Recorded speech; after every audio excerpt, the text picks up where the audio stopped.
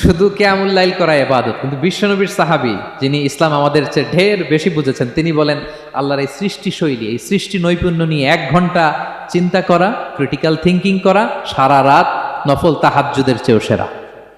এবার বলেন আমাদের চিন্তা করার দরকার আছে না নাই? ব্রেনটা খাটাবেন তো। এই যে যারা কনভার্টেড মুসলিম হয়, এরা কিন্তু অনেক চিন্তা ফিকির করে, নিজের সাথে নিজে বোঝাপড়া করে, ক্রিটিক্যাল থিঙ্কিং করে, তাদের অ্যানালজি কাজে লাগিয়ে, আল্লাহর দেয়া ব্রেনকে কাজে লাগিয়ে এরপরে শাহাদা পাঠ করে, এমনি এমনি না।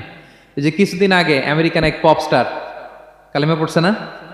আপনি জানেন একটা ধর্ম চেঞ্জ করা, একটা ফেইথ চেঞ্জ করা, এটা কত বড় সিদ্ধান্ত? হ্যাঁ, বাপদাদার ধর্ম, বয়স 30-40, এতদিন যে ধর্ম মানলাম, এটাকে চেঞ্জ করে নতুন ধর্মে কনভার্ট হয়, এটা কত বড় সিদ্ধান্ত? Could you imagine that? It's not a joke. নিজের সাথে নিজের অনেক বোঝাপড়া করতে হয়, তারা এই ক্রিটিক্যাল থিঙ্কিং করে। এবং বিষ্ণু ঈসা ইসলাম, উনি নবী হওয়ার আগেও এই চিন্তার ইবাদত করতেন।